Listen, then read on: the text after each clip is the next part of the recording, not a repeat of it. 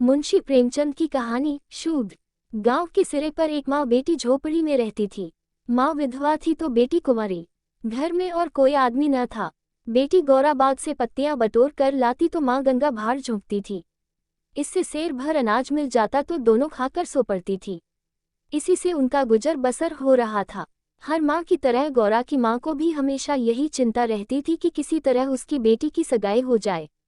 पति के मर जाने के बाद गंगा ने कभी दूसरा घर नहीं बसाया, न ही कोई रोजगार शुरू किया था। तब भी माँ बेटी सुकून से रहती थीं। इस बात को लेकर गांव के लोगों पर माँ बेटी पर संदेह होता था। सबके मन में यही सवाल आता था कि दोनों स्त्रियां कोई धंधा नहीं करती, कोई मर्द भी नहीं है, तो फिर ये इतने आराम से कैसे रहती हैं। कभी इन्हें किसी के सामने हाथ फैलाते भी नहीं देखा। कुछ न कुछ गड़बड़ जरूर है। शूद्रों की बिरादरी बहुत छोटी होती है। 5-10 कोस से अधिक उनका दायरा नहीं होता। आखिर क्या कारण है कि कोई गौरा से शादी के लिए तैयार नहीं होता।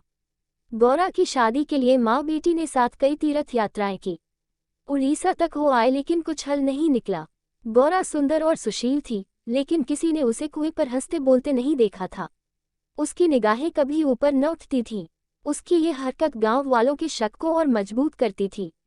सभी को यही लगता कि कोई स्त्री इतनी सती कैसे हो सकती है। दिन गुजरते गए। गौरा की माँ चिंता में घुलती जा रही थी।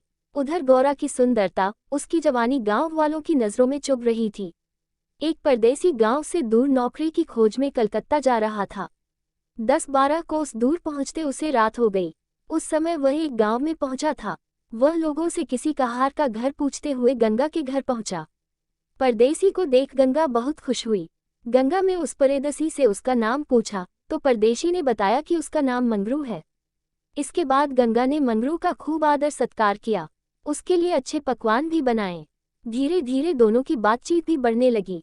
इसी दौरान शादी की चर्चा भी छिड़ गई। मंगरू नौजवान था, तभी उसकी निगाह गौरा पर पड़ी।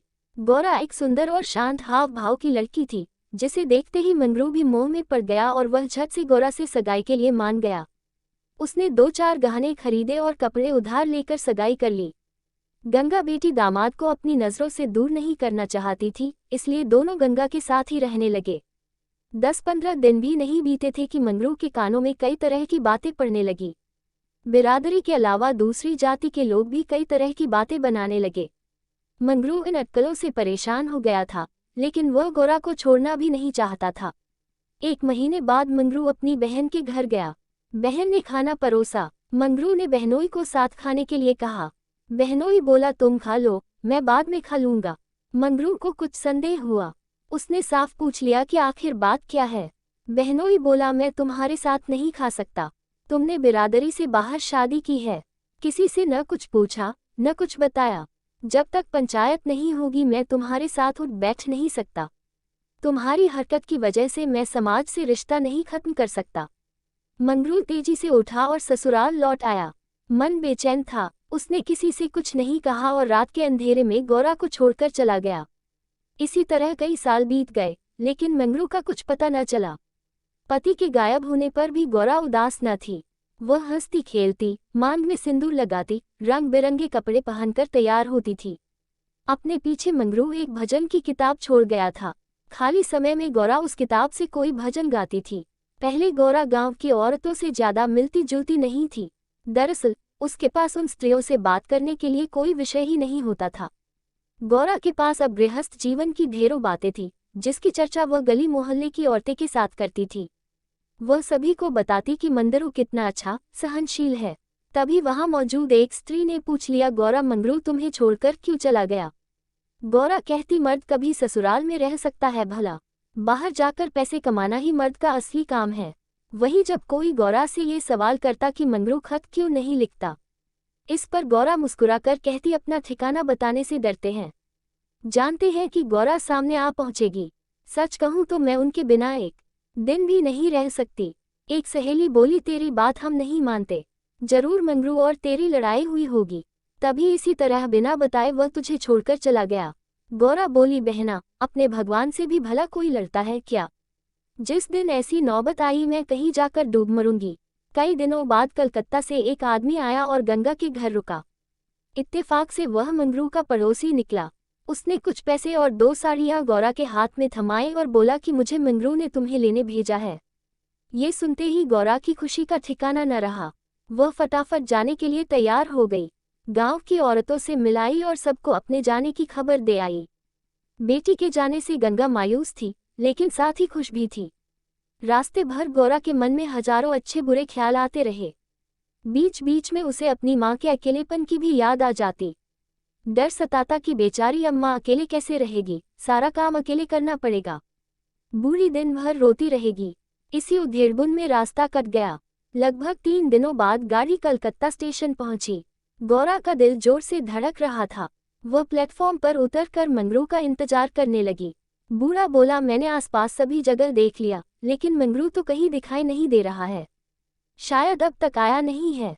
गौरा घबरा गई। तभी बूढ़ा बोला, चलो हम डेरा पर चलते हैं। उसे मालूम न था कि हम कौन सी गाड़ी से आ रहे हैं। ऐसे में भला उसकी राह देखने से कोई फायदा नहीं। गौरा बात मान गई और दोनों तांगे पर सवार होकर चल दिए। ये पहली बार था जब गौरा गांव से बाहर निकली थी। उसकी आंखें इधर उधर चीजों को निहारने में लगी हुई थी। अचानक तांगा एक सुंदर और विशाल भवन के सामने रुका। गौरा उतरी और तेजी से सीढ़ियों के सहारे ऊपर चढ़ने लगी। मंगरू से मिलने की थोड़ी भी देरी उससे बर्दाश्त नहीं हो रही थी।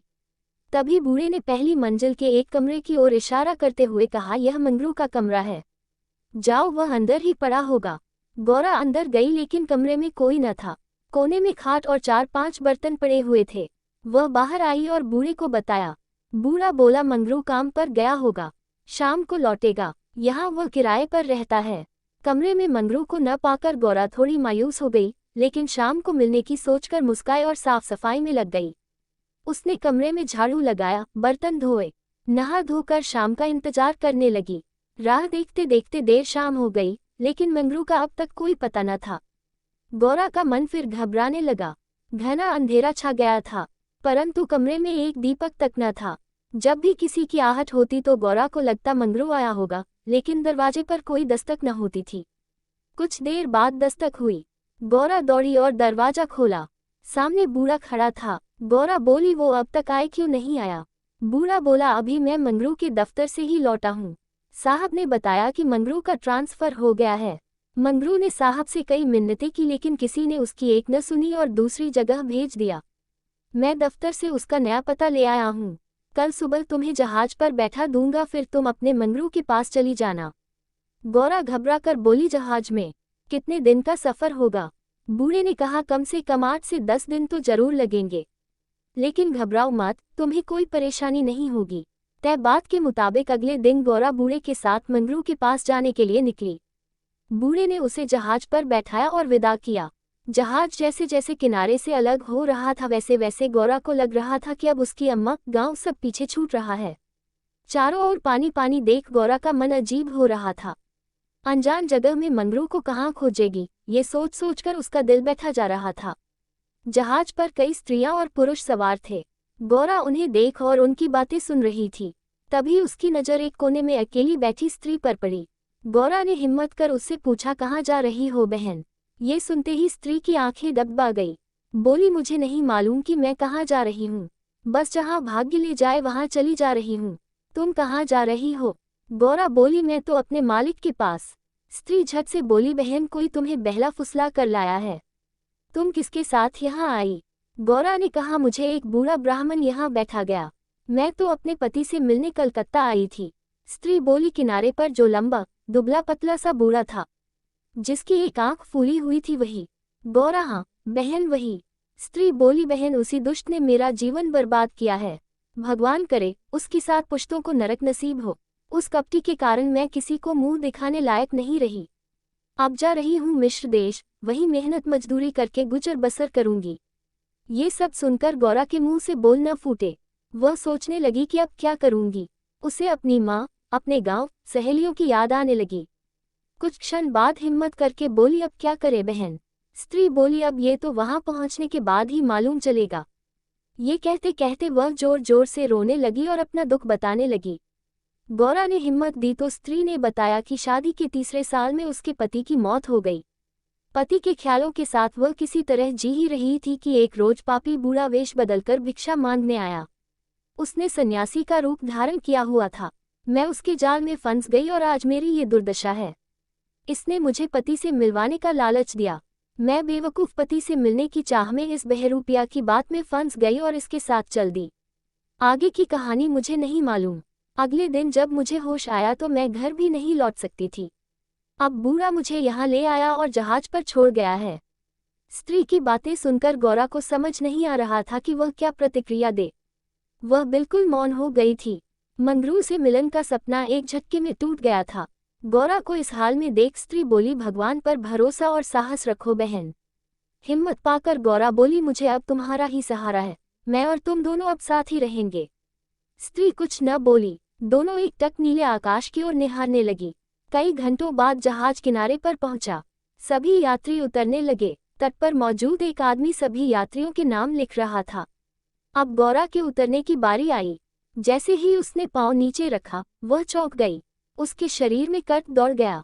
वह जड़ बन गई। न कुछ बोल पा रही थी और न ही पीछे से आवाज दे रहे यात्रियों की बात सुन रही थी। ऐसा लगा मानो दुनिया रुक गई हो। गौरा के सामने वह दृश्य था जिसकी उसने उम्मीद छोड़ दी थी। तट पर खड़ा व्यक्ति जो यात्रियों के नाम लिख रहा था वह कोई और नहीं बल्कि मंगरू था। गौरा इस क्षण 7वें आसमान पर थी। उसकी खुशी छिपाए नहीं छिप रही थी। मंगरू ने अपना हाथ आगे बढ़ाया। गौरा ने प्रतिक्रिया न दी। इतने में यात्रा के दौरान मिली स्त्री ने गौरा को कोहनी मारी। गौरा लड़खड़ा गई। मंगरू ने उसे थाम लिया। स्त्री, क्या हुआ? इस आदमी को पहचानती हो? गौरा बोली, बहुत अच्छी तरह से। ये ही तो वे हैं जिनसे मिलने के लिए मैं घर से निकली। स्त्री बोली, अच्छा तो ये तुम्हारे पति हैं। अब तो तुम मेरे साथ न आओगी, मुझे भूल जाओगी। गौरा बोली, क्या ऐसा भी हो सकता है भला? तुमने मुझे सहारा दिया है। मंगरू इन दोनों से दूर अपने काम पर लगा हुआ था। वह यात्रियों से जानकारियां जुटाने में व्यस्त था। गौरा कोने में खड़ी मंगरू को निहार रही थी। कुछ देर बाद उसका काम खत्म हुआ और वह गौरा के पास आया। मंगरू, तुम कौन हो? क्या नाम है तुम्हारा और कहाँ से आई हो? गौरा मंद मंद मुस्काए और बोली, गौरा नाम है हमारा। मदनपुर, बनारस से आए हैं। मंगरू ने उसका हाथ थाम लिया और आंखों में आंसू लिए बोला, भला तुम यहाँ आई कैसे? गौरा ने उसके आंसू पोंछे और चौंक कर बोली, तुमने ही तो बुलावा भेजा था, सो मैं आ गई। मंगरू को समझ नहीं आया कि गौरा क्या कह रही है। उसने बोला, मैंने कब बुलावा भेजा? भला मैं तो पिछले 7 सालों से यहाँ कैद हूँ, चाह कर भी घर नहीं जा सका। गौरा घबरा कर बोली, तुमने बूढ़े को नहीं भेजा था मुझे लाने के लिए? मंगरू बोला, बिल्कुल नहीं। गौरा का मन छोटा हो गया। उसने इस जवाब की आशा न की थी। गौरा गुस्से में बोली, मैं कल ही यहाँ से चली जाऊंगी, मुझे तुम पर बोझ नहीं बनना। मंगरू बोला, अब तुम यहाँ से अगले 5 सालों तक नहीं जा सकती गौरा, यही यहाँ का नियम है। गौरा बोली, ठीक है फिर, मैं अलग रहकर अपना पेट पाल लूंगी, लेकिन तुम पर भार न बनूंगी। मंगरू बोला, तुम मेरे लिए कभी बोझ नहीं हो सकती गौरा, तुम सती हो, देवी हो। जिस बूढ़े आदमी ने तुम बहकाया उसी ने मुझे भी यहाँ भेजा है। आओ मेरे साथ, मेरे ठिकाने पर चलो, वहाँ आराम करने, फिर आगे बातें होगी। ये स्त्री कौन है तुम्हारे साथ? गौरा बोली, यह मेरी सहेली है, यात्रा के दौरान जहाज पर मिली।